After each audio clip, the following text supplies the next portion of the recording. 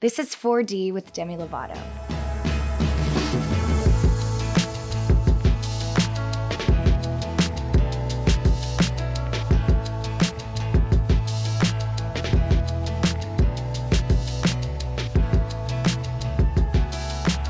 I'm not sure if you remember what you were doing at 8 years old.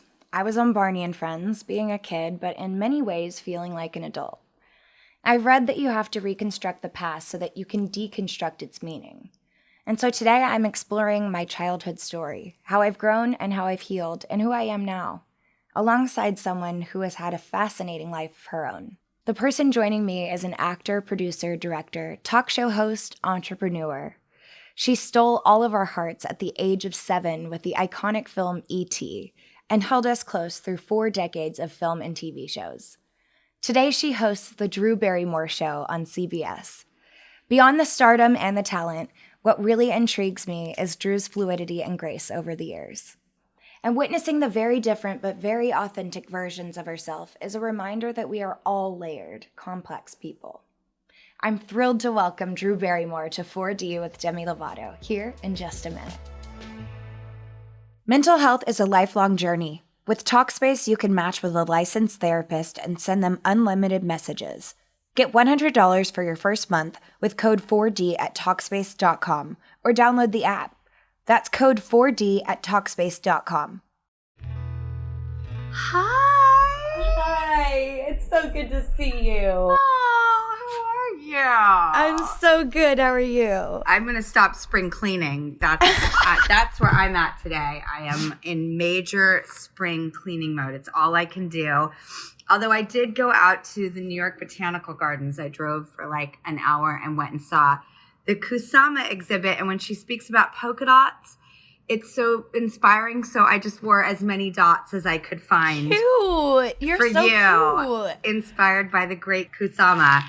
Oh my God, I'm obsessed. And thank you so much for having me on. I'm so excited to do this, check in with you, talk to you. It's been so nice keeping in touch. You know, when people say that, you're like, oh God, or now we are on the hook with each other. How do we keep this up? Like whatever. And it just has to flow organically or not. And it's been so fun staying in touch with you. I'm so happy that we got to meet and connect, and thank you for coming on this, seriously. Thank you for showing up on our show too. And I'm thrilled that you asked me. Yes. Oh my gosh, of course. We had such a great conversation on your show, and I want to say thank you so much for having me once again. But I also just feel like I wanted to have a more in-depth conversation with you because I feel like there's a lot of parallels between our lives. I grew up watching you in movies, and so it's so cool to be able to not only relate to somebody who, you know, I grew up watching, but also has come out on the other side. Like, I'm not going to say unscathed because we all have wounds, but you seem to have a pretty good head on your shoulders. You know, I got sober when I was 13 because I had to. My mom put me in an institution. She didn't know what to do with me. She created a monster. I was so upset at having my freedom taken away like that I just thought it would screw me up for life. And I didn't get the 30-day Malibu treatment center, which I just look at those commercials and I'm just like, Totally. God, Hollywood already has such a bougie stigma attached to it. Really, the Malibu fucking treatment center? Oh, no. It was nothing like what I was in. I was in hardcore Van Nuys psychiatric. You acted out. You got thrown into the stretcher restraints or the solitary confinement room. And that was the better of the two choices. And I was just mad. I was so mad. And I really didn't understand what anger was. And I think through doing the show and having these types of conversations with some of our peers who have come out the other side as well, you know, I think it takes a long time. And I think it would be so nice for the storytelling aspect of it, of I screwed up, I got fixed, and now I'm fixed. Yes. And that isn't how it works at all. This was in the 90s when it was so private. even if you weren't living a private life, it was still so private in comparison to now. Good days. You didn't know how good they were until they were gone. I was like, ooh, this social media thing is going to be a killer because I know what it's like to make all your mistakes in front of everybody. Things are about to get really messy. Mm-hmm. And then and here you said exactly. I saw a picture of you at Studio 54. And I was just wondering, what was that like? Because the best! It was so fun. Oh my gosh, that's so cool. Please, if your mom comes in your bedroom and is like, do you want to go to school in the morning or go to Studio 54 tonight? Yeah. I would get her right to the front of the line, and God bless her. Wow. Look, not many people, come into this world and get handed like a dossier of how their steps are going to go. Yeah. And for whatever reason, my mom made the choices that she did, and I just wouldn't change a thing. I'm so happy and in love and scared of my life being any different, because this is the one I know and this is the one I loved, and man, I worked on it really hard. And it's so funny, that question is so popular of what would you tell your younger self? I'm like, nothing. She wouldn't have listened. A. B. Yeah. I resent the question. And C, if everything hadn't happened the way it was and you took one thing out of the Jenga game. Yeah, I was just going to say Jenga. Maybe you wouldn't come out the other side. There's this great art, I think it's called kintsugi, where all the things that have cracks in it, I believe it's an ancient Japanese And they use technique. Gold, right? Yes. Yes, I love that. I love it so much. I want to be so human beautiful. kintsugi. I don't want, I want the gold veins everywhere and the scars and the cracks and Yes. the warrior stories and the laughs and the embarrassments and the lessons. All of it. When I became known in the media was when I was about 14, 15. And that's when social media started taking off. I remember, I think Twitter came around when I was 15 or 16. And and that was like the first one. And I had experienced MySpace and things like that. But it really is, it's a game changer. And it's interesting to hear you say that you got to live your life privately, even though you were in the public eye, because there wasn't social media. I got a really harsh sentence and then a free ride. And It was interesting because had I lived out my time in the 90s after I got out of an institution, got emancipated by the California courts, went to live on my own and work at coffee houses and, try to pay my rent. And I wasn't sober anymore. And that was messy for a while. I'm not going to lie. Thank God it was the 90s. Finding that balance was not pretty. It wasn't perfect, but I did get to do it in my own terms and privately because I wasn't working a ton. No one would hire me. I was totally blacklisted and washed up. And we were in that time where in the professional realms, they were like, ooh, you're uninsurable. We don't want to touch you. So I went through that for a lot of years and sort of was like, oh, I'm 15, midlife crisis, can't get a job. I'll find other things in life and see if that makes me happy. And nothing did make me feel whole. I wanted to go back to who I was and what I had when I was a kid, because at the core of it was this acting thing that I really did love. And when everything went away and it was all gone and you couldn't get it back no matter how hard you tried, it made me realize that I did really love it. And I thought maybe if I build slowly, I can get it back. And I just wasn't one of those people that the phone rang. Not a lot of directors wanted to work with me. Not a lot of people were that enthused with the old washed up Gertie kid. And so I was 19 and I was starting to get a few roles, all very B-movie. I started laying into like my sexiness. I was like, this will wash the Gertie right out of the mind. How do we like Poison Ivy? And Amy Fisher. Oh my gosh, yes. I'm not Gertie anymore. And then all of a sudden I was like, oh dear, I've gone too far. I'm going to start getting typecast. And it did really happen. It was every script I would get was B-movie. Opening page was very sexy, coquettish, screwed up girl. And I was like, and I realized, okay, if I was able to get back this far, and even though I'm still in the B-movie, like, you got yourself somewhere, but look at where you got yourself. Is this where you want to be? Right. And I had some major opportunities and I turned them all down and went and found this film Ever After and did that. After the emotionally draining year we all endured in 2020, there are positive things on the horizon in 2021. It's time to take what we learned in 2020 and start heading in a new direction. That's why instead of celebrating a month of mental health awareness, it should be our priority all year long. Take the first step with online therapy. Talkspace is the #1 online therapy platform that has thousands of licensed therapists trained in over 40 specialties, including anxiety, depression, relationships, and more.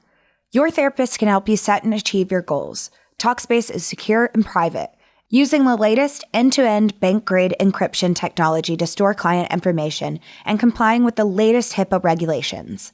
As a listener of this podcast, you'll get $100 off of your first month with Talkspace. To match with a licensed therapist today, go to Talkspace.com. Make sure to use the code 4D to get $100 off of your first month and show your support for the show. That's 4D and Talkspace.com. Has having kids helped you reshape or have compassion for your parents growing up? Because I noticed that when I came into the spotlight at a young age and then was the breadwinner, like you said, there wasn't a dossier, there wasn't a manual for my parents to read and it say, here's what to do to raise a child star. They didn't get that. So when they would try to ground me at 17, I would say, I pay the bills. And I cringe now when I think about that attitude. But it is that when the world is putting you on a pedestal, you kind of think that you could do no wrong. As I've gotten older, I see my parents just as big kids themselves. Well, I was going to say, I don't think it's the world and the pedestal. I think it's the parent-child dynamic that gets completely reversed. Mm-hmm. And no wonder you won't take an order from an authority figure who's no longer an authority figure because you've now reduced them down with finances and responsibilities into, we're not here anymore. We're here. Mm-hmm. And if we're not careful, we're going to go there. And the parent-child dynamic, I mean, I'm having amazing realizations about my own kids and how little I understood what boundaries were. I didn't have them growing up. And when you're a parent, you try to compensate with so much love and you're almost afraid to get into the argument. And sometimes you're just trying to survive the day. So you let things slide and then you're like, oh, that there should have been a boundary in that place probably a while ago. But I guess I'm only realizing that now. I didn't know I was angry at my mom. I didn't know I resented her.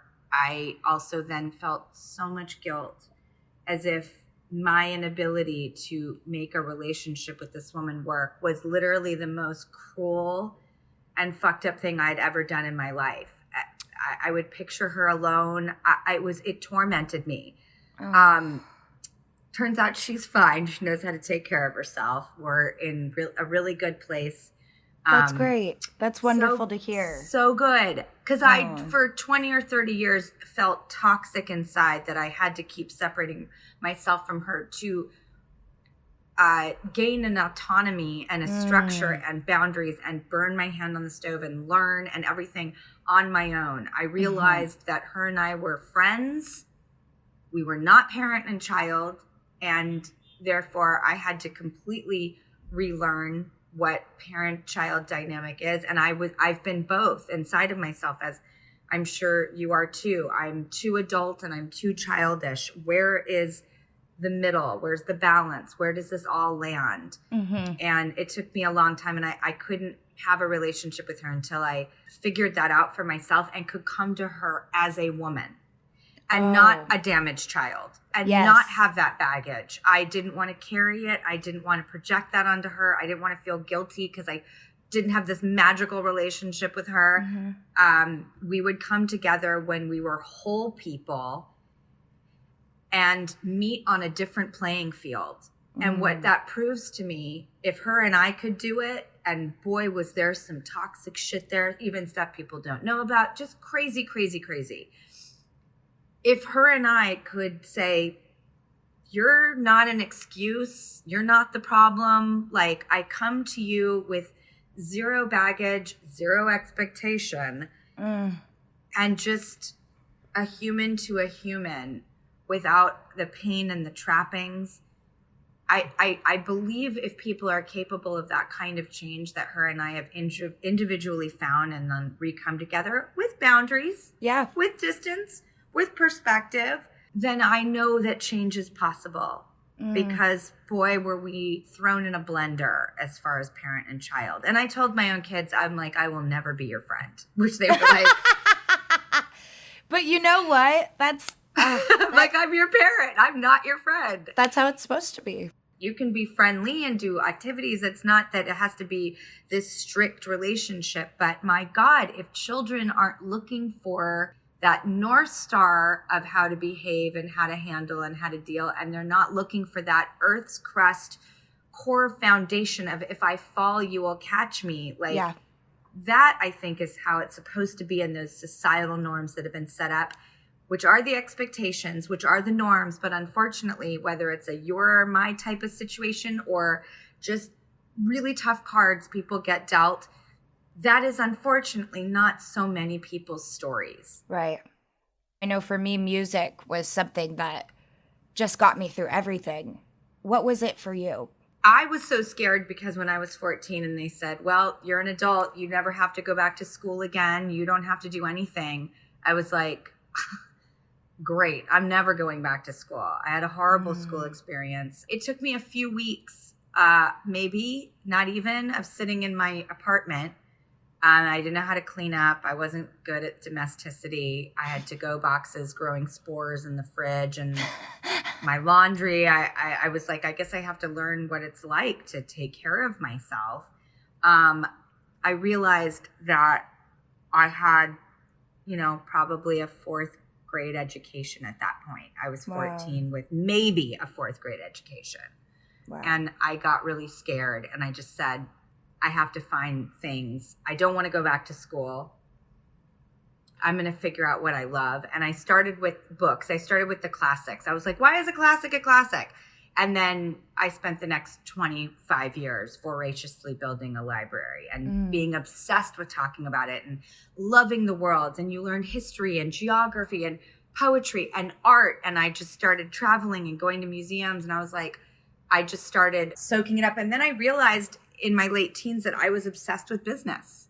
I was like, I don't know why this is happening, but I can't stand the idle, helpless artist. That doesn't work for me. I love movies, that's scripts, that's storytelling. What kind of stories do you want to tell? Start a company and start telling those stories. Your phone isn't ringing with a bunch of interesting filmmakers wanting to work with you. In fact, nobody wants to work with you.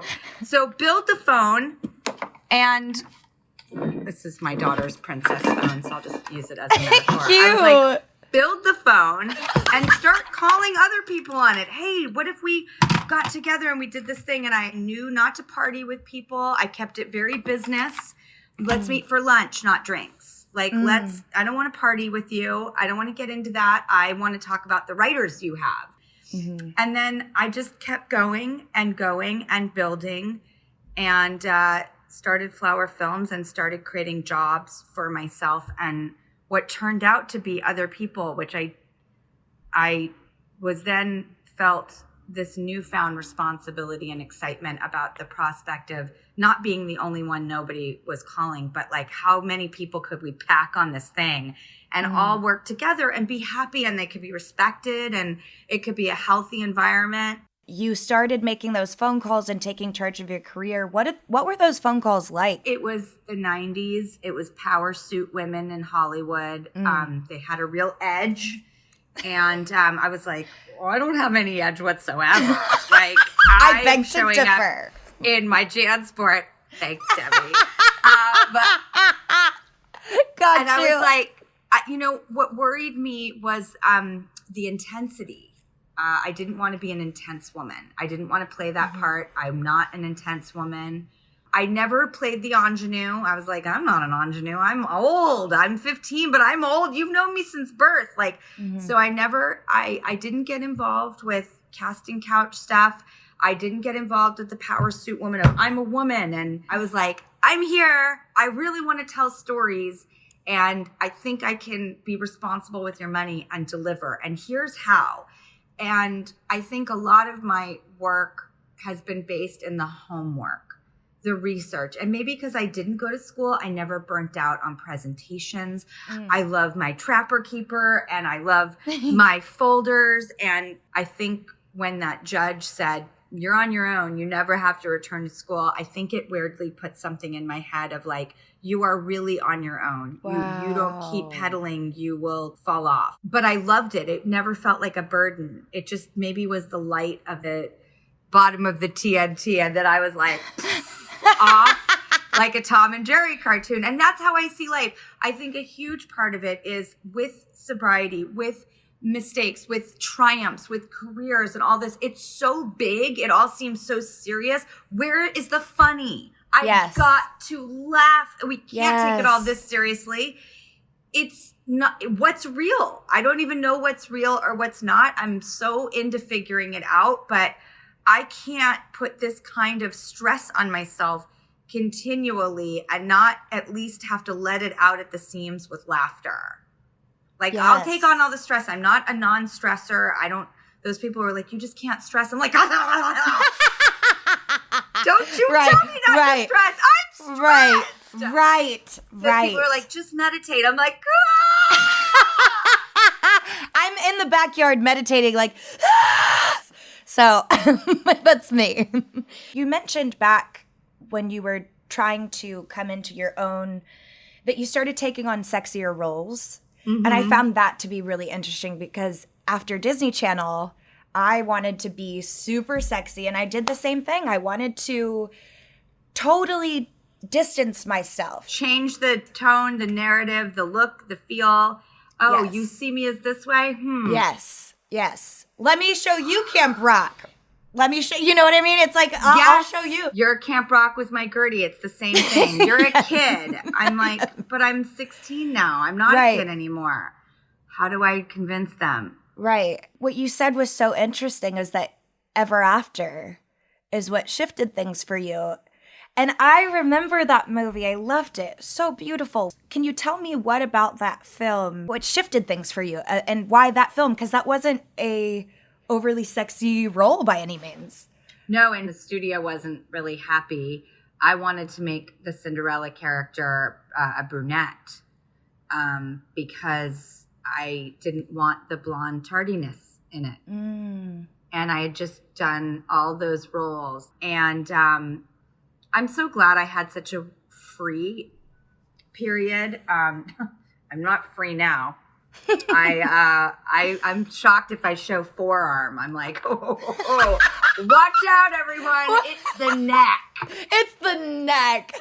It's the forearm and the neck. Look at this finger cleavage. Yes. If you see my ankle, like, hell froze over. Wow. Seriously. That's how I roll now. So I'm glad I got to have that period where I loved myself, I guess, enough. It's not that I don't love myself now, but I'm just like, it's so different, the love or the freedom and the hindrances. I'm so glad I got to have that experience in my life. My God, was it so fun and bohemian and wild. Would I want that for my daughters? No. It was a moment. But the reason I turned to Ever After is because I didn't want to keep continuing down that path. And I knew work was sometimes like a parent for me. I thought, what is this film teaching me? Wow. This film is teaching me. You just blew my mind. Everything we know about Cinderella is wrong. She actually rescued herself.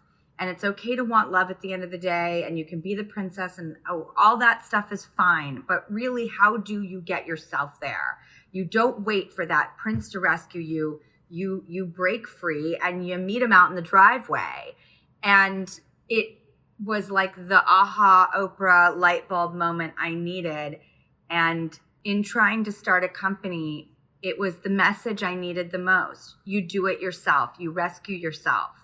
And that I wasn't just a sexy tart, which is so hilarious to me to think right now. I'm like the most unsexy person on the planet. Liza Minnelli. Thank you. Liza Minnelli. I'm just glad I had some sensual bone in my body at some point. And I thought, I've got to keep going. I've got to keep progressing. And I shouldn't just rely on sensuality and sexuality and freedom and expression. Like, my Woodstock moment is over. Keep growing up. Ever After was one of those movies that it made you feel good. And so I was wondering, why was that film fulfilling to you? I loved Ever After because it was also one of the first films that Nan and we unofficially produced it. She's who I started Flower Films with when I was 19. She's my business partner of 7 years. She's still my best friend in the world. And she just taught me all these things. You know, you keep your promises. Slow and steady wins the race. All these, like, you know, isms that I didn't really know or had learned elsewhere. But this was a studio film. This was a really big deal. And I said, you know, I've started this company. I don't want to put myself on you guys. I know vanity deals were a terrible thing in Hollywood at that time. A lot of them had gotten really screwed up. Big money, vanity, no projects came out of it. They were like, no vanity deals ever. You prove yourself as a producer. You don't slap your name on this. It was that era. So I was like, I'm not putting myself on you, but could I please, since we don't have a credit to our name and we're just starting out, can we be at the table with you guys and help make decisions? And they were so gracious. They allowed us. The producers of that, some of have gone on to be some of the biggest producers in Hollywood, and they were so nice and so giving to us to be a part of it. And we started meeting with directors, and they were, you know, we all know what Ever After is now, but they would come in and be like, so I think it's this big dark movie. It's very dark. And I'd be like, oh. Yeah. And then the next person would come in and be like, you know, she's chewing gum. It's like cool, modern, the girls love it. And I'm like, yeah. Wow. And then I was so excited because my friend Andy Tennant, this director who directed the Amy Fisher story I was in, came in, and he was the only one that got it. He was the only one that was like, it's a true period piece. Yeah. And he didn't have the credits to prove it, and neither did I. And I was like, look, I had the best time with you. I trust you. I don't know if either of us can pull this off, but let's do it together. Oh, that's amazing. amazing. He made the most beautiful movie that no one knew he was capable of. And I got to do the thing that would change the course of my whole life. Oh, that's beautiful. It would change who I was as a person. It would change how I could proceed professionally. Mm-hmm. I was now accepted back into the realms of possibilities. It changed everything. And I'm so grateful to Andy because we kept our promises. That's what Nan said. You keep your promises. That's what you do. And I'd never heard someone say that to me. And Andy and I and Nan and the people who produced that film, who were so nice to us. That was the other thing. I never went around like bitter, you know. If I fucked my own life up, that wasn't anyone's fault. That was mine. You know? Yeah, sorry. me too. If you can like stomach looking at me and I can stomach looking at me, then we're in a great place. You're not the problem.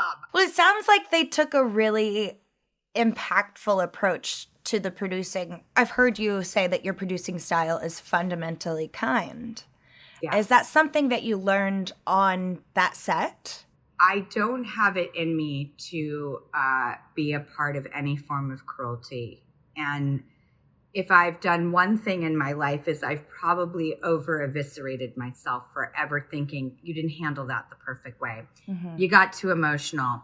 You made too big of a deal out of this small thing. I haven't said my pleases and thank yous. I've never been rude. But if I got too heated about things, I mean, you would think I'd have physically hurt someone. I hold myself so painfully accountable for how I treat people, and then I can't be privy to anyone. And I've had to endure it a few times. Everybody does. And you just watch and you just go, when I have the ability to make sure this doesn't happen, I will never let this happen. And I'm such a people person, and I'm so inextricably linked to that sensitivity, to that energy that's an exchange, because every single exchange that we go through in and about our days add up to a sense of self-worth and self-respect and appreciation. And shouldn't everybody be appreciated and made to feel like they contribute and they count, and that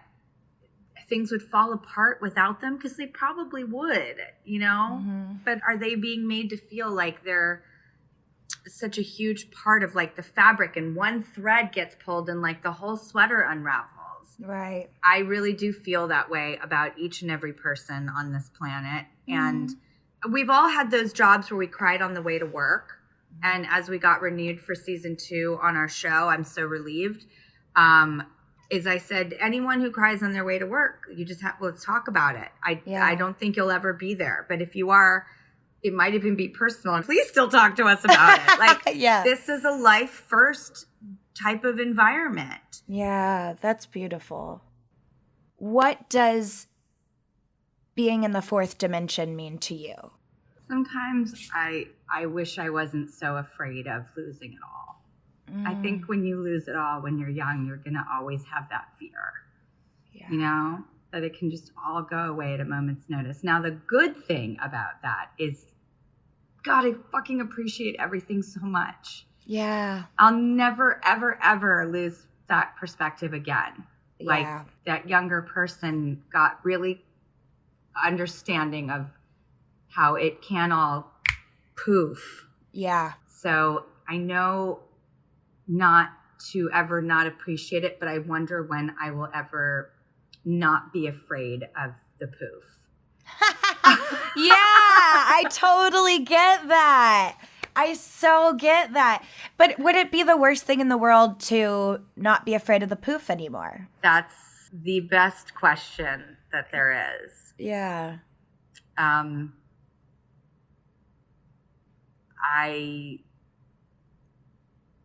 I think about it all the time, especially when I'm on realty sites and driving through small towns. I'm a big road tripper.